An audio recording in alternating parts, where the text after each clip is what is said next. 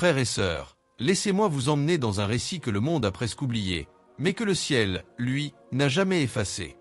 Je m'appelle André Lemaître, j'ai 58 ans. Je suis prêtre missionnaire depuis plus de 30 ans, envoyé dans des terres où la foi se chuchote plus qu'elle ne se proclame. Je viens d'une famille simple, issue du nord de la France. Mon père était menuisier, ma mère infirmière. Ils m'ont appris 2 choses essentielles, travailler honnêtement et prier avec confiance. Mais, croyez-moi, avant de devenir prêtre, j'ai connu mes tempêtes. J'ai connu la perte, la peur, et ce sentiment d'être abandonné par Dieu, même au milieu de la prière. Quand j'avais 30 ans, j'ai tout quitté pour suivre un appel intérieur, celui de servir les plus pauvres, d'annoncer la parole à ceux qui n'en avaient jamais entendu parler. C'est ainsi que je me suis retrouvé, des années plus tard, dans un petit village isolé d'Afrique de l'Est, au cœur d'un désert rouge et brûlant, là où la terre semble avaler le pas de l'homme. C'est là que mon histoire a basculé. Et ce que vous allez entendre aujourd'hui n'est pas un simple témoignage, c'est un rendez-vous divin. Alors, installez-vous confortablement, éteignez un instant le bruit du monde et laissez cette parole toucher votre cœur. Car dans cette vidéo, je vais vous raconter comment Dieu a transformé une fosse de mort en une source de vie, comment il a révélé sa présence dans le lieu même où tout semblait perdu. Mais avant d'aller plus loin, j'aimerais vous inviter à un geste de foi. Écrivez en commentaire cette phrase. Seigneur, même dans la tombe, je crois que tu es vivant. Abonnez-vous à cette chaîne pour ne manquer aucun témoignage, et partagez cette vidéo avec quelqu'un qui traverse une épreuve. Car parfois, c'est dans la nuit la plus profonde que Dieu prépare la plus grande lumière. Et maintenant, ce que vous allez entendre n'est pas un simple récit, mais une marche à travers 5 signes divins, 5 moments où le ciel a traversé la terre, où l'impossible est devenu possible. Je me souviens encore du jour où j'ai posé le pied dans ce pays étranger, un lieu dont le nom semblait presque interdit à prononcer pour ceux qui étaient attachés à la foi chrétienne. L'air était chaud et lourd, chargé d'une tension que je n'avais jamais ressentie ailleurs. À peine ai-je franchi la frontière que j'ai compris que ma présence ne passerait pas inaperçue.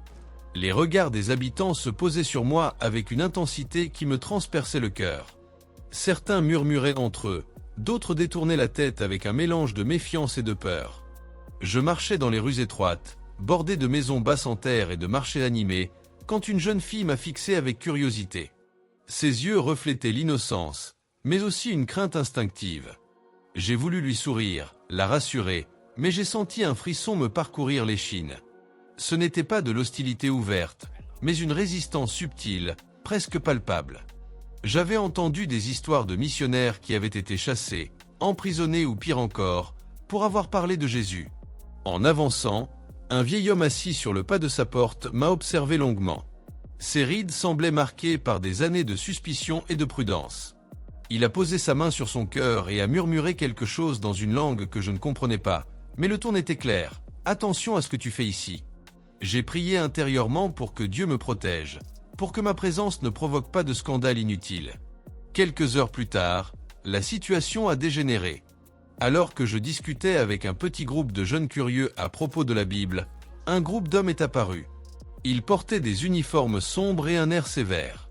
L'un d'eux s'est avancé, sa main posée sur le manche de son arme, et m'a interrompu brusquement. « Qui es-tu et que fais-tu ici » a-t-il demandé d'une voix grave, presque menaçante.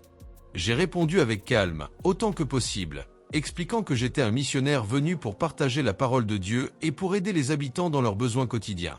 Mais ses yeux se sont plissés, et il m'a interrompu. « Il n'y a pas de place pour vos histoires ici. Parler de votre Dieu pourrait causer des problèmes.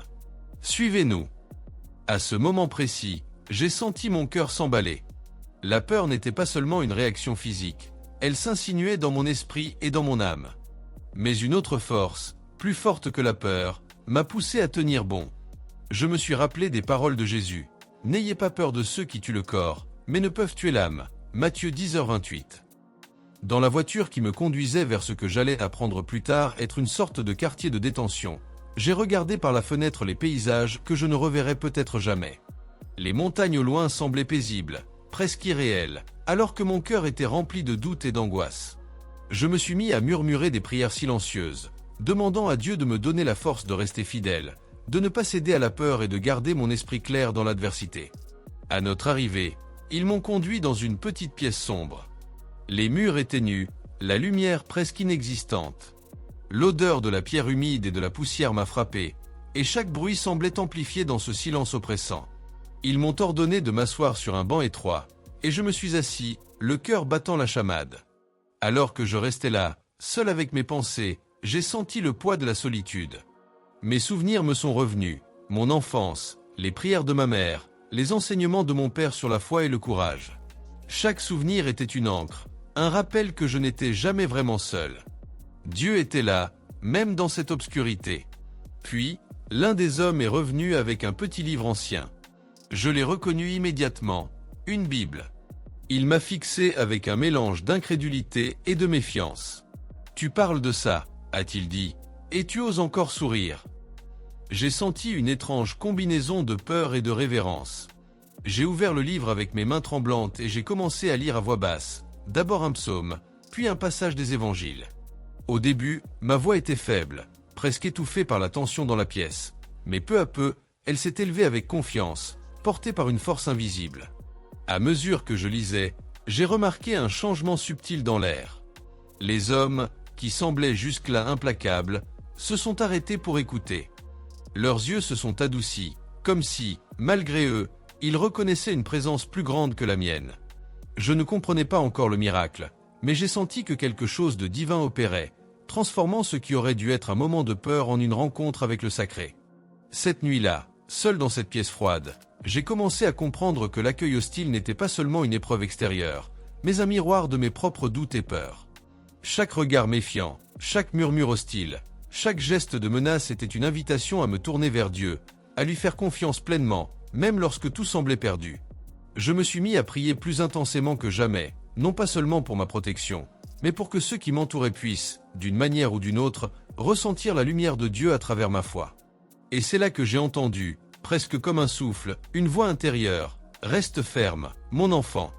Je suis avec toi. » Cette prise de conscience m'a changé. La peur n'avait pas disparu, mais elle avait été remplacée par une certitude tranquille. Ma foi serait mon bouclier, et Dieu, mon guide.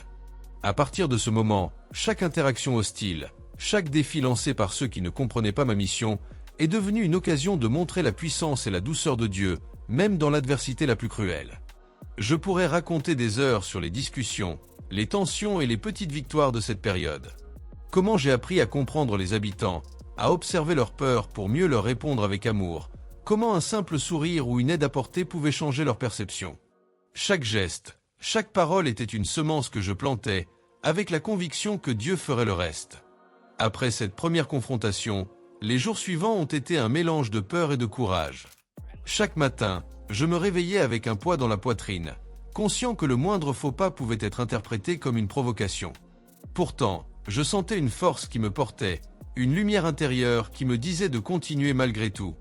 Je me souviens d'un matin où je devais aller aider au marché du village, sous le regard de tous. Mon cœur battait à tout rompre, mais je me suis répété « Seigneur, sois mon guide ». Les habitants m'observaient en silence, certains avec méfiance, d'autres avec une curiosité timide.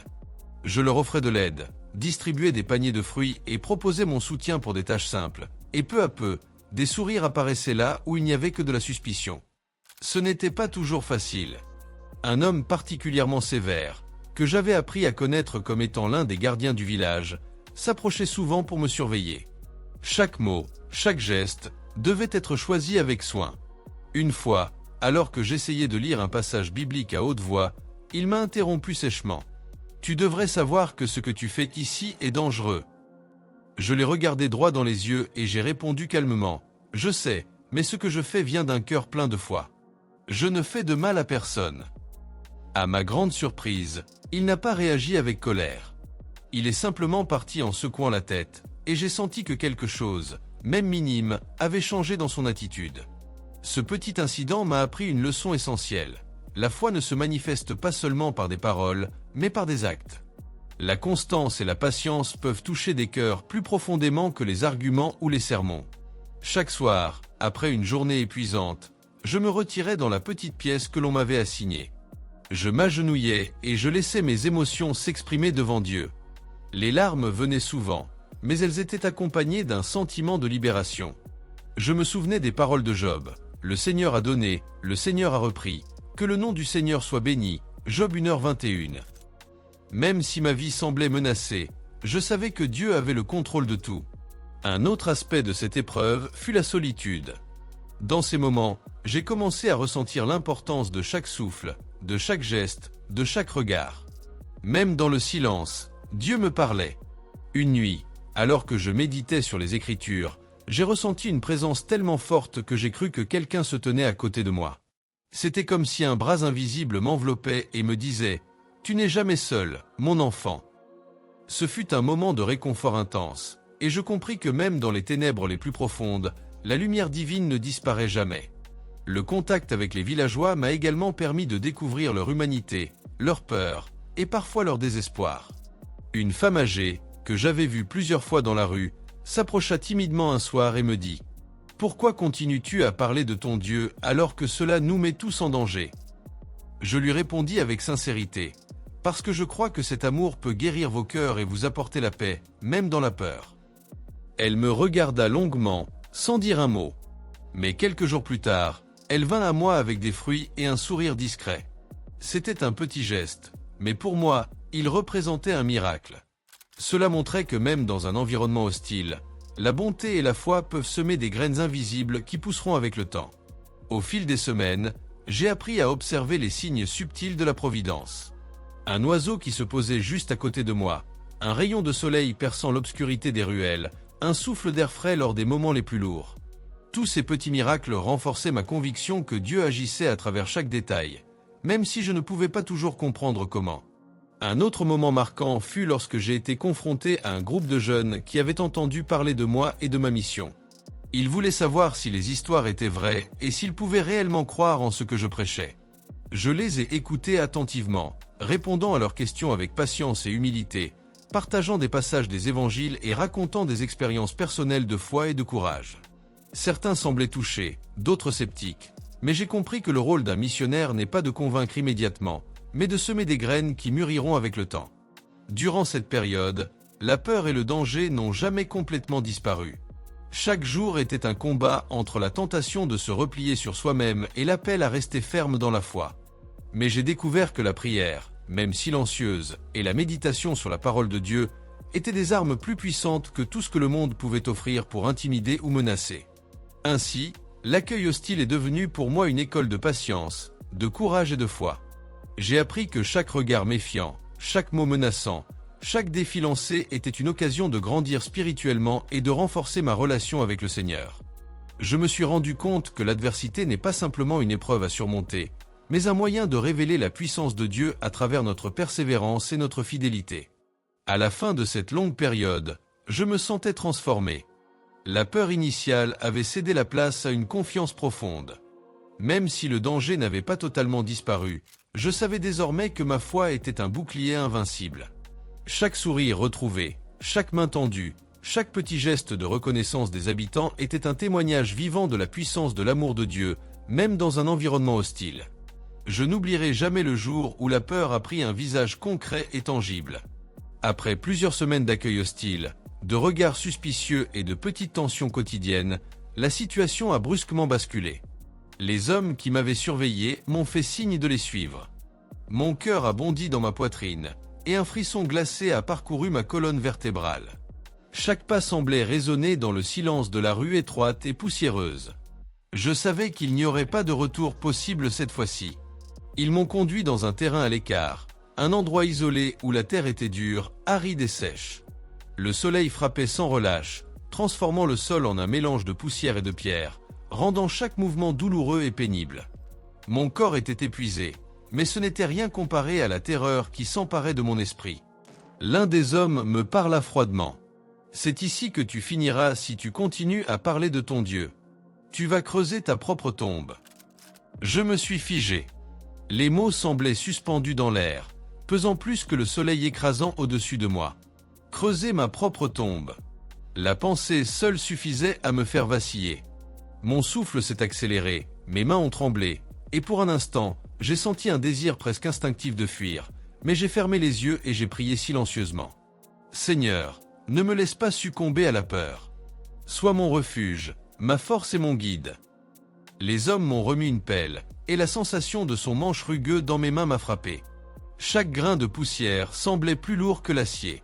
Ils ont reculé et m'ont laissé seul, tandis qu'ils observaient à distance, comme pour mesurer ma résistance. Je me suis agenouillé sur le sol et j'ai commencé à creuser. Chaque pelletée était un combat. La terre résistait, les pierres me faisaient mal aux mains et aux genoux. La sueur ruisselait sur mon visage, et le soleil me brûlait la peau. Mais plus je creusais, plus ma peur se mêlait à une détermination profonde. Je ne céderai pas. Mon esprit se tournait vers les Écritures, cherchant réconfort et courage.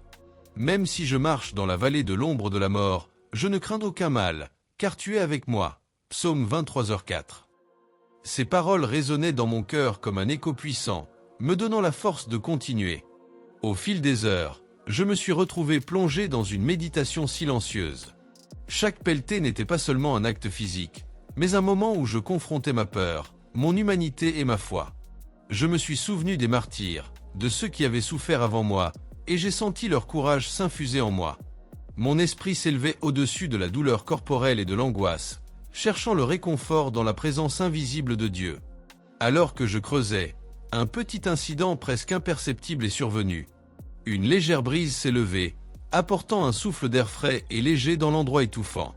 Les rayons du soleil ont traversé les nuages de poussière, illuminant faiblement la tranchée que j'avais commencée.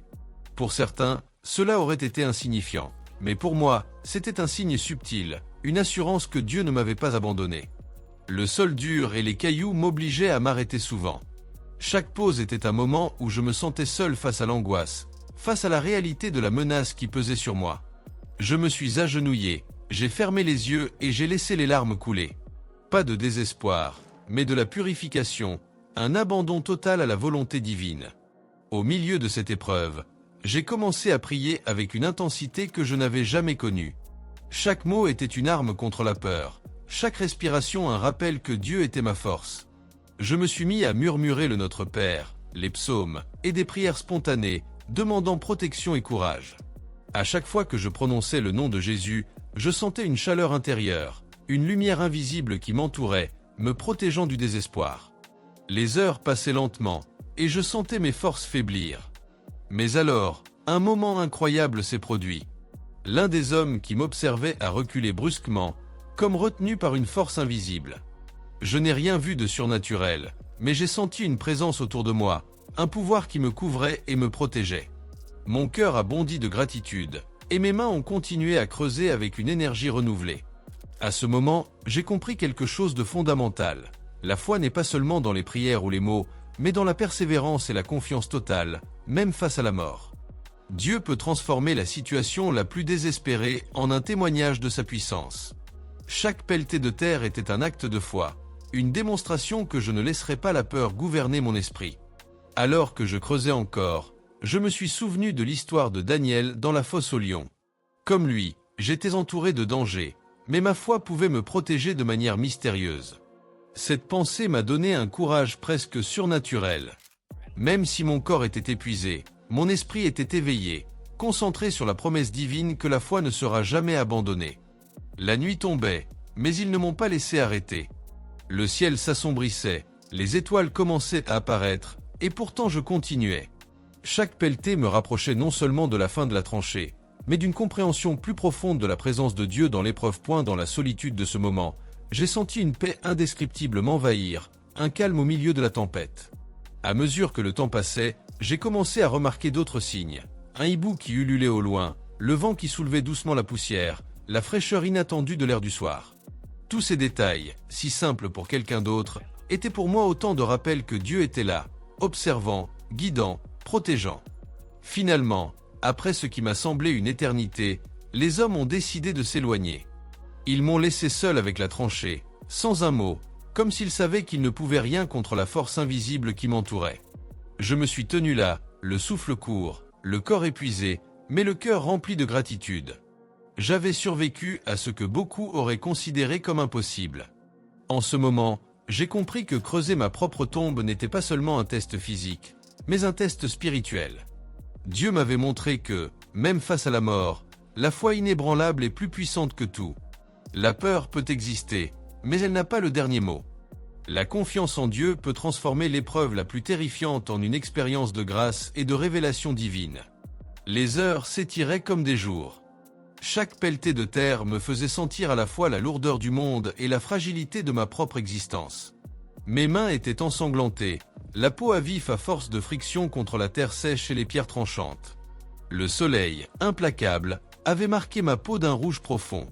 Je ressentais la douleur physique comme un rappel constant de ma mortalité, mais aussi comme un pont vers la transcendance. Chaque souffrance me rapprochait de la compréhension de la puissance divine.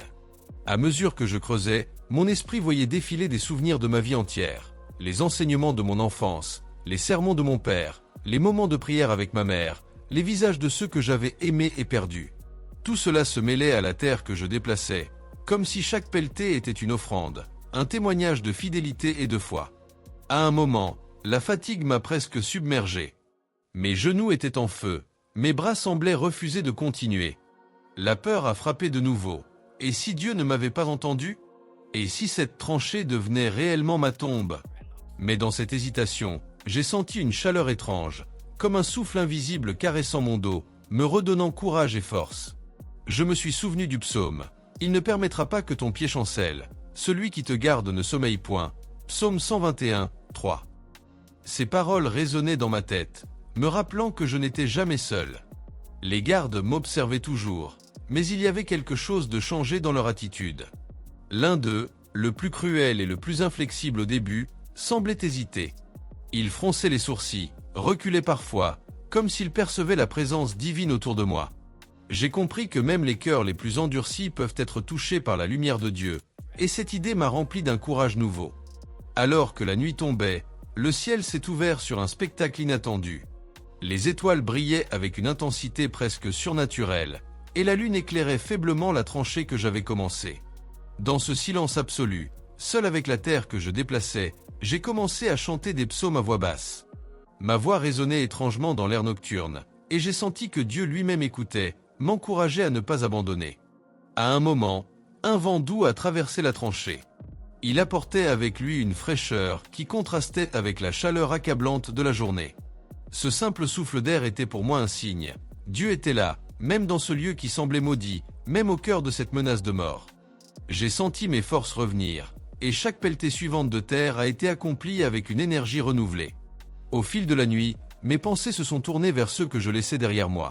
Ma famille, mes frères et sœurs dans la foi, les habitants qui avaient commencé à m'observer avec curiosité.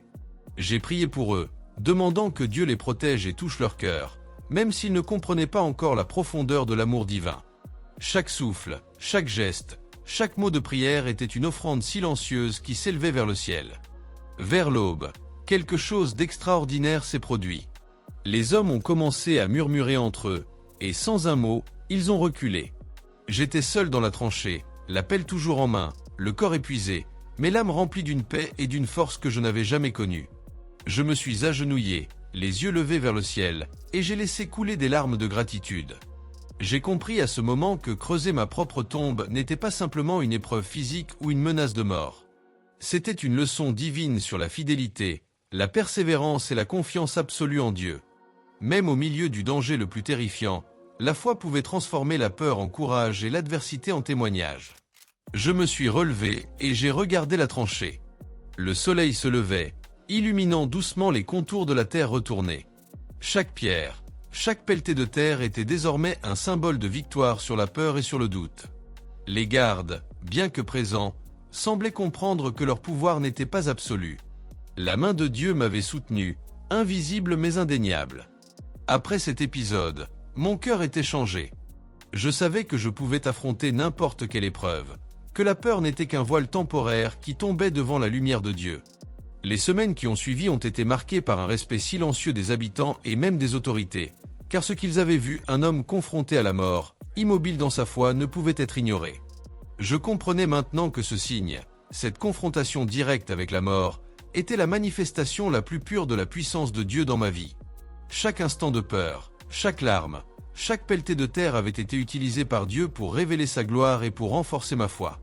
Même au cœur de la nuit la plus sombre, il y avait toujours une lumière, toujours une main invisible prête à soutenir celui qui se confie totalement à lui. À partir de ce jour, chaque pensée, chaque prière, Chaque acte de bonté envers ceux qui m'entouraient était imprégné de cette certitude. Dieu est avec moi, même dans les moments où le monde entier semble conspirer contre moi. Et c'est cette confiance, née dans la douleur et l'épreuve, qui allait guider mes pas dans les signes suivants. Je me souviens encore du moment exact où j'ai réalisé que ce que je vivais dépassait toute logique humaine. Après avoir survécu à l'épreuve de la tranchée et de la menace directe, mon esprit était encore tendu, mon corps épuisé, mais ma foi solidifiée. Je pensais que les pires épreuves étaient derrière moi. Mais Dieu avait prévu un autre signe, plus grand, plus inattendu, plus miraculeux. Ce jour-là, les autorités m'ont convoqué pour un interrogatoire dans ce qui semblait être une ancienne bâtisse, aux murs épais et à l'air étouffant. La peur a commencé à s'installer à nouveau dans mon cœur, mais cette fois, elle était mêlée à une curiosité silencieuse. Je sentais que quelque chose d'invisible allait se produire, mais je ne savais pas quoi. En entrant dans la pièce, j'ai vu les mêmes hommes que les semaines précédentes, leurs visages fermés et leurs yeux perçants. Ils semblaient déterminés à ne montrer aucune faiblesse. Mais alors que je me tenais là, mes mains légèrement tremblantes, une sensation étrange a parcouru mon corps, une chaleur douce, comme un manteau invisible qui m'entourait, me protégeant. J'ai compris que ce n'était pas seulement mon esprit qui était prêt, mais que Dieu lui-même veillait sur moi. L'interrogatoire a commencé. Les questions étaient tranchantes, provocantes, cherchant à me déstabiliser. Pourquoi continues-tu à parler de ton Dieu? Tu sais que tu joues avec ta vie. J'ai répondu calmement, avec une conviction qui surprit même certains des hommes les plus sceptiques. Je ne peux pas taire ce que j'ai vu et ce que je crois. Mon Dieu est amour et vérité. Même si ma vie est menacée, je ne peux pas trahir ce que je porte dans mon cœur. À ce moment-là, un phénomène étrange s'est produit. L'un des gardes, qui jusqu'alors semblait implacable et cruel, a reculé, les yeux écarquillés. Comme si une force invisible l'empêchait de m'approcher davantage. Il a murmuré à son collègue, mais aucun mot n'a atteint mes oreilles. Tout ce que je savais, c'est que je pouvais sentir la présence divine comme un bouclier protecteur autour de moi. Alors qu'il tentait d'intensifier la pression, l'impossible est survenu. Un bruit sourd a résonné à travers la pièce, suivi d'un souffle qui a semblé balayer les hommes. Ils ont tous sursauté, cherchant autour d'eux la source du phénomène. Et c'était là que j'ai compris que ce n'était pas le hasard. Chaque geste, chaque menace, chaque mouvement destiné à m'intimider était désormais neutralisé par une force que je ne pouvais pas expliquer autrement que par la volonté divine. Mes mains tremblaient encore, mais pas de peur. Cette fois, c'était d'émerveillement et de gratitude. Je me suis agenouillé légèrement, murmurant un psaume silencieux. « Le Seigneur est ma lumière et mon salut, de qui aurais-je peur ?» Psaume 27, 1. La pièce semblait vibrer d'une énergie invisible, presque palpable, et chaque homme présent sentait, malgré lui, que quelque chose de surnaturel se produisait. Dans les heures qui suivirent, j'ai commencé à observer de petits miracles subtils mais significatifs. Une lampe, qui vacillait depuis le début de l'interrogatoire, s'est stabilisée, émettant une lumière douce et constante. Une fenêtre entr'ouverte laissait entrer une brise fraîche, alors que la chaleur à l'intérieur était suffocante. Chaque détail me parlait silencieusement de la présence de Dieu, de sa protection tangible. Mais le miracle le plus incroyable fut l'attitude des gardes. Celui que je croyais le plus cruel ne pouvait plus s'approcher de moi. Ses yeux semblaient fixés sur une réalité invisible, et il reculait instinctivement à chaque mouvement. La tension dans la pièce, qui aurait dû être insupportable, s'est transformée en un moment de révérence silencieuse. Même ceux qui ne croyaient pas en Dieu pouvaient sentir que quelque chose d'extraordinaire se passait. Je n'avais jamais ressenti une telle clarté spirituelle. Chaque geste, chaque mot que je prononçais était guidé par une force supérieure. Les passages bibliques que j'évoquais, les prières que je murmurais, semblaient résonner non seulement dans mon cœur, mais dans la pièce entière. C'était comme si Dieu lui-même orchestrerait chaque détail pour que je reste intact, protégé contre tout mal. Puis, un des hommes m'a posé une question directe, presque en chuchotant. « Comment peux-tu rester si calme, si confiant, alors que ta vie est entre nos mains ?»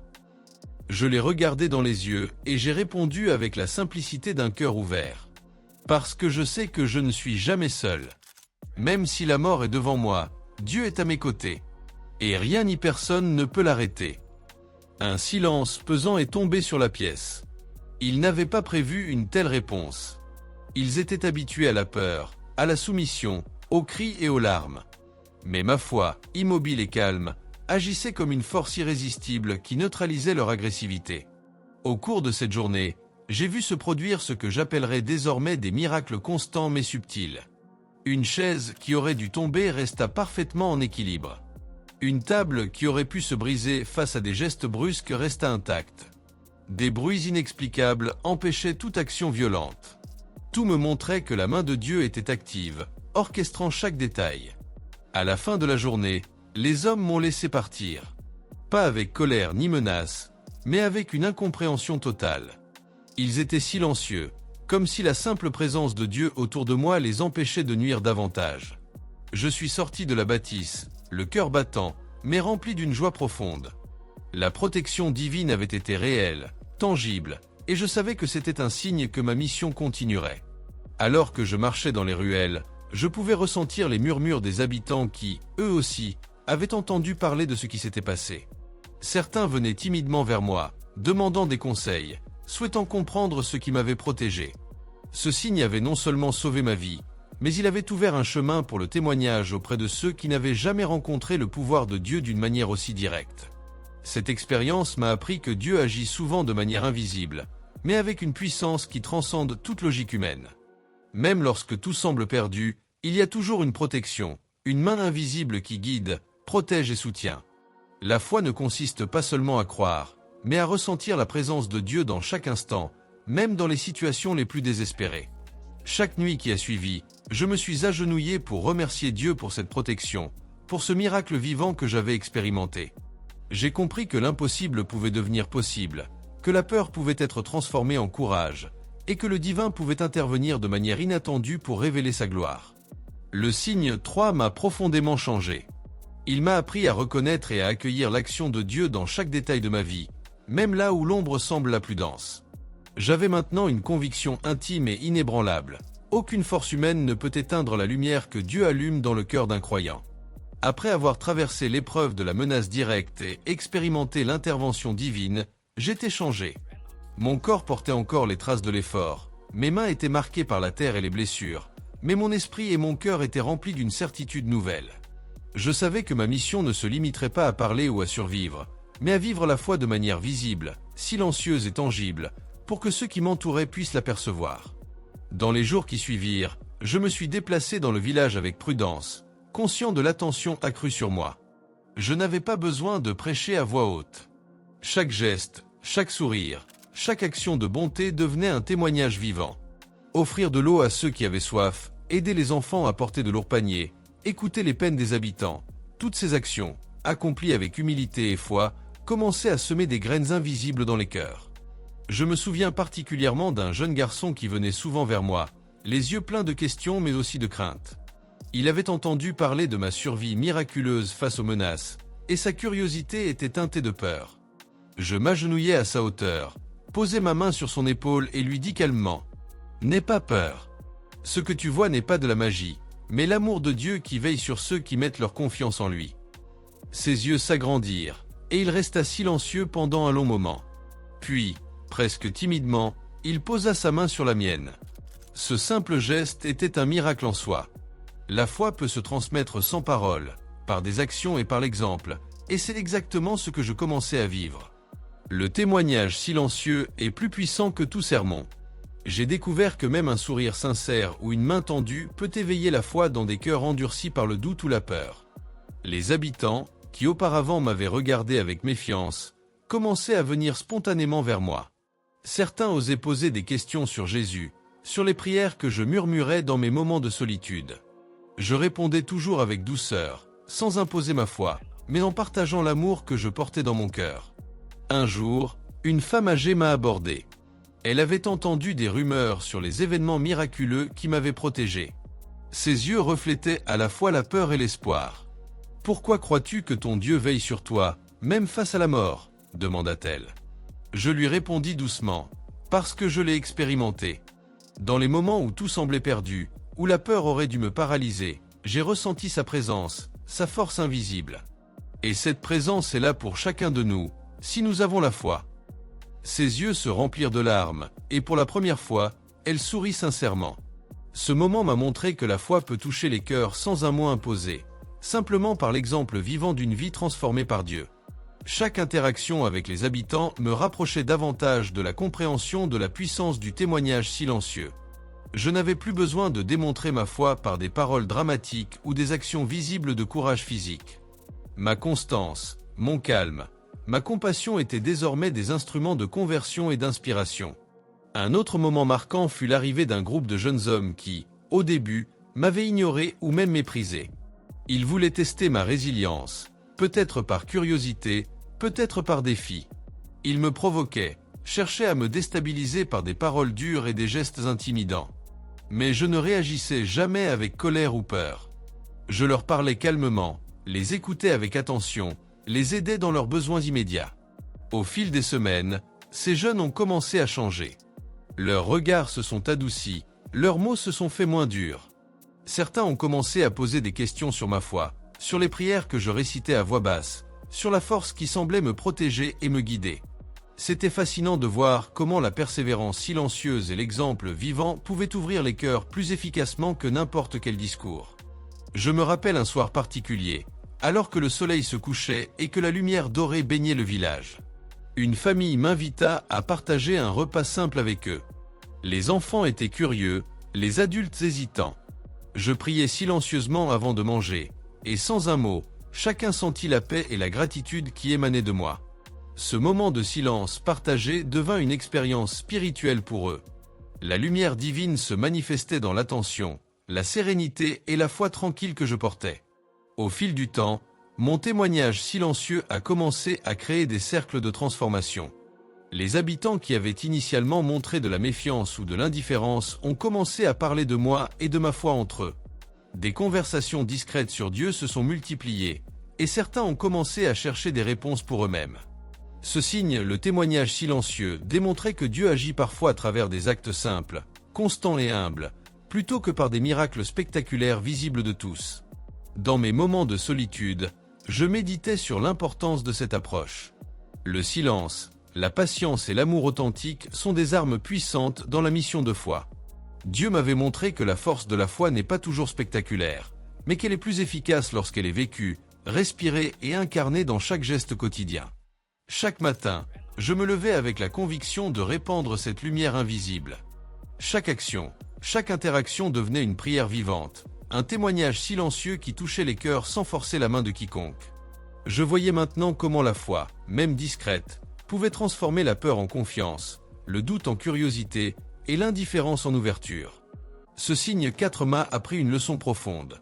La mission chrétienne ne consiste pas uniquement à parler, mais à vivre la foi de manière authentique, à incarner l'amour de Dieu à travers chaque geste. Même sans mots, même sans confrontation directe, la lumière de Dieu peut toucher les cœurs et initier des transformations invisibles mais puissantes. Au fil des semaines, j'ai constaté que ma présence seule était devenue un pont vers la foi pour de nombreuses personnes. Les cœurs endurcis ont commencé à s'adoucir, les esprits sceptiques à s'ouvrir, et les murmures de curiosité ont grandi en discussions sincères. Le témoignage silencieux avait révélé le pouvoir de la foi vécue, et j'ai compris que ce signe, plus subtil que les miracles spectaculaires, avait un impact durable et profond. En conclusion de ce signe, je me suis agenouillé, seul dans le calme du soir, et j'ai prié. Seigneur, fais que ma vie continue à être un témoignage vivant de ton amour. Que chaque geste que je fais touche les cœurs et révèle ta lumière. Même dans le silence, que ton nom soit glorifié. Et j'ai senti, à cet instant précis, que ma mission venait de franchir un nouveau seuil. La foi, même silencieuse, pouvait changer des vies. Elle pouvait transformer la peur en espoir, la méfiance en ouverture, et les cœurs endurcis en témoins de l'amour divin. Après tout ce que j'avais traversé, la menace de mort, la survie miraculeuse, la protection divine et le témoignage silencieux, je sentais que quelque chose de plus grand allait se produire. La tension dans mon cœur était palpable, un mélange d'anticipation et de paix profonde. Je savais que Dieu se préparait à se révéler d'une manière que je n'avais encore jamais expérimentée. C'était un matin calme, le ciel encore voilé de brume. Je me dirigeais vers une clairière isolée à la lisière du village, un lieu que j'avais choisi pour prier en solitude. Mes pas étaient lents, chaque respiration un rappel de la grâce qui m'avait soutenu jusque-là. Alors que je marchais, j'ai senti une présence puissante et douce, comme un souffle sur mon âme. Mon cœur s'est mis à battre plus vite, Mais pas de peur. C'était un mélange de révérence et de joie anticipée. Je me suis agenouillé sur l'herbe humide, les yeux fermés, et j'ai commencé à prier silencieusement. Chaque mot était une offrande, chaque pensée un hommage à la fidélité de Dieu. Puis, quelque chose d'extraordinaire s'est produit. Le vent s'est levé, les feuilles ont commencé à trembler doucement, et une lumière dorée a traversé les arbres, enveloppant toute la clairière.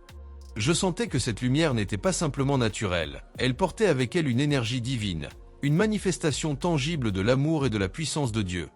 Je me suis levé, les yeux écarquillés, et j'ai senti une chaleur m'entourer, me pénétrant jusque dans les os. Mon esprit, pourtant préparé par toutes les épreuves précédentes, était submergé. C'était comme si Dieu lui-même se tenait devant moi, non sous une forme humaine, mais comme une présence vivante, lumineuse et infiniment bienveillante. Mon cœur a éclaté en louanges silencieuses. Je savais que j'étais témoin d'une révélation qui surpassait tout ce que j'avais imaginé.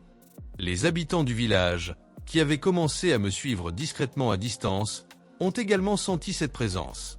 Certains se sont agenouillés spontanément, d'autres ont écarquillé les yeux, incapables de comprendre ce qu'ils voyaient. Mais même sans comprendre, chacun ressentait la puissance et l'amour qui émanaient de cette lumière.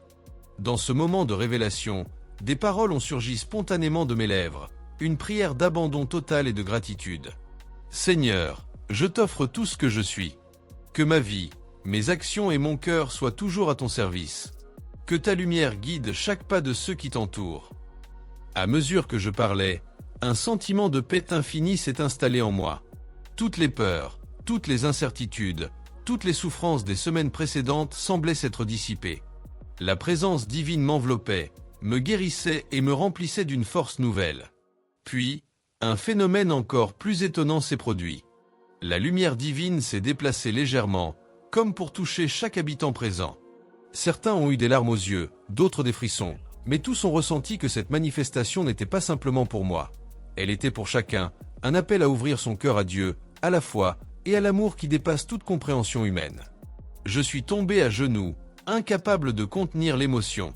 Dans ce silence sacré, je sentais chaque battement de mon cœur résonner comme une prière vivante. Chaque souffle était une louange, chaque larme une offrande. J'ai compris que ce signe final n'était pas seulement un miracle pour moi, mais un témoignage vivant pour tous ceux qui avaient cru, douté ou cherché un signe de l'action divine. Dans ce moment, j'ai entendu une voix intérieure, douce mais puissante, qui disait clairement « Mon enfant, ta foi, ta persévérance et ton amour ont été vus. Continue à être lumière dans ce monde. Je suis avec toi, aujourd'hui et toujours. » Je n'avais jamais ressenti une telle certitude. C'était une révélation complète. La présence de Dieu dans ma vie n'était pas abstraite, pas distante, mais tangible, active et protectrice. Chaque épreuve, chaque menace, chaque instant de peur avait été orchestré pour me préparer à ce moment précis. Les habitants, encore émerveillés, ont commencé à approcher lentement. Certains ont posé leurs mains sur mon épaule, d'autres ont murmuré des mots de gratitude ou des prières spontanées. J'ai ressenti que cette lumière divine, cette révélation, touchait leur cœur, transformant leur peur en foi, leur doute en espérance. C'était un moment de communion profonde, un moment où le divin et l'humain se rencontraient dans la pureté de la foi. Après plusieurs heures dans cette clairière, la lumière s'est lentement dissipée, laissant derrière elle un sentiment de paix et de certitude. Je savais que ma mission n'était pas terminée, mais que je venais de franchir un seuil. Je comprenais maintenant pleinement le rôle de la foi, de la persévérance et de la révélation divine dans la vie humaine. Je me suis agenouillé une dernière fois, les mains levées vers le ciel, et j'ai prié avec une intensité que je n'avais jamais connue. Seigneur, je t'offre ma vie entière. Que chaque souffle, chaque action et chaque pensée glorifie ton nom. Utilise-moi pour toucher les cœurs, pour apporter lumière et amour dans ce monde. Amen. En me relevant, je sentais un calme profond, une certitude inébranlable. La foi véritable est invincible, et Dieu se manifeste pleinement à ceux qui persévèrent avec amour et humilité. Les épreuves, les dangers et les peurs avaient été transformés en témoignages vivants de sa puissance et de sa bonté. Ainsi se conclut le signe 5, la révélation finale, le point culminant de toutes les épreuves que j'avais traversées. Chaque signe précédent, la peur, la menace, la protection divine, le témoignage silencieux avait préparé ce moment, et Dieu avait choisi de se révéler dans toute sa gloire, transformant ma vie et celle de ceux qui m'entouraient pour toujours. Après toutes ces épreuves, la menace de mort, la tranchée, L'intervention divine, le témoignage silencieux et la révélation finale, je pensais avoir tout vu. Mais Dieu avait préparé un dernier cadeau, une expérience qui surpasserait tout ce que j'avais vécu jusqu'alors. Ce moment bonus ne ressemblait à rien d'autre. C'était la rencontre intime avec le divin, un instant où la foi, la persévérance et la grâce se rejoignaient pleinement. C'était au crépuscule, le ciel teinté de rouge et d'orange, comme si le monde entier retenait son souffle. Je m'étais rendu dans un lieu que je connaissais depuis l'enfance, un ancien verger abandonné à l'orée du village. Les arbres semblaient anciens, majestueux, et chaque brise faisait vibrer leurs feuilles comme une mélodie douce et mystérieuse. Je m'agenouillais au milieu de ce silence presque sacré, conscient que ce moment serait unique. Mes mains tremblaient légèrement, non de peur, mais d'une anticipation joyeuse. Mon cœur battait fort, et je me mis à prier, non seulement pour moi, mais pour tous ceux qui avaient suivi mon chemin, tous ceux qui doutaient ou cherchaient une lumière dans l'obscurité. Soudain, un souffle d'air plus puissant que la brise traversa le verger. Il était chaud, enveloppant, et semblait porter avec lui une lumière invisible mais tangible. Je sentis mon corps se détendre, et mes pensées s'éclaircir. Chaque épreuve, chaque peur, chaque larme versée dans les jours précédents me revenait en mémoire, et je compris que tout avait été orchestré par Dieu pour préparer ce moment précis. Puis, quelque chose de merveilleux se produisit. Devant moi, dans le clair-obscur du verger, une lumière intense se matérialisa. Elle n'avait pas de forme humaine, mais elle irradiait une présence divine et bienveillante.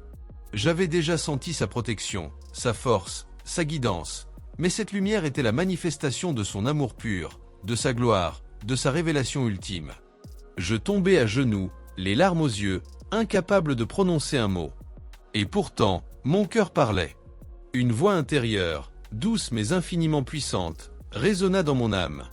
Mon enfant, tu as persévéré avec foi et courage. Tout ce que tu as traversé a servi à préparer ce moment. Maintenant, témoigne de mon amour et de ma puissance, car je suis avec toi, et rien ne pourra t'atteindre. Je sentis alors une chaleur qui pénétrait mon corps et mon esprit, effaçant toute trace de fatigue ou de doute.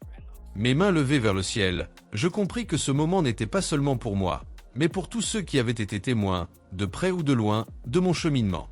Chaque souffle que je prenais devenait une prière, chaque battement de cœur un chant de louange. À ce moment précis, les habitants qui s'étaient approchés discrètement ressentirent eux aussi la présence divine. Certains tombèrent à genoux, d'autres restèrent debout, les yeux écarquillés et les mains jointes. Je réalisais que cette révélation n'était pas seulement personnelle. C'était un appel pour tous, une lumière qui révélait le divin dans le monde tangible, et qui transformait la peur en espoir, le doute en foi. Je me mis à parler doucement, mes mots portés par la puissance invisible de Dieu. Voyez, mes frères et sœurs, ce que Dieu peut accomplir lorsque nous persévérons dans la foi. Chaque épreuve que nous traversons n'est pas un obstacle, mais un passage vers la révélation. Même dans l'obscurité la plus profonde, sa lumière nous guide, nous protège et transforme nos vies. Et à mesure que je parlais, je sentis une communion profonde avec tous ceux qui étaient là. La lumière divine semblait envelopper chaque personne, chaque arbre, chaque brin d'herbe, comme si tout le verger participait à cette manifestation. C'était une expérience de grâce pure, un témoignage vivant que la puissance de Dieu dépasse toute logique humaine. Puis, je tombai face contre terre, totalement submergé par cette rencontre. Mon cœur débordait de gratitude. Les larmes coulaient librement, mais elles n'étaient pas seulement des larmes de joie ou d'émerveillement. Elles étaient la manifestation de la transformation intérieure, le signe que Dieu avait accompli quelque chose d'inoubliable. Je murmurai ma prière finale, une prière de reconnaissance et d'abandon total. Seigneur, merci pour chaque épreuve, chaque instant de peur, chaque moment de doute. Merci pour la vie, pour la foi et pour cette révélation. Fais que je sois toujours un instrument de ton amour, un témoin de ton divin, pour que chaque cœur qui cherche puisse te trouver. Amen. À ce moment, la lumière commença à se dissiper lentement, laissant derrière elle un calme profond et une paix durable. Mais je savais que quelque chose avait changé, non seulement en moi, mais dans tous ceux qui avaient été témoins de ce moment. La révélation divine n'était pas un simple miracle ponctuel. C'était une expérience qui transformerait nos vies, qui renforcerait notre foi et qui laisserait une empreinte éternelle. Je me levai, le cœur rempli de gratitude et d'amour. Chaque pas que je faisais après ce moment était désormais guidé par la certitude absolue que Dieu agit dans nos vies, parfois de manière invisible, parfois par des manifestations éclatantes, mais toujours avec amour et intention. Ce moment bonus avait scellé tout ce que j'avais vécu, la peur surmontée, la protection divine, le témoignage silencieux et la révélation finale, et il m'avait offert un aperçu du divin que je n'oublierai jamais.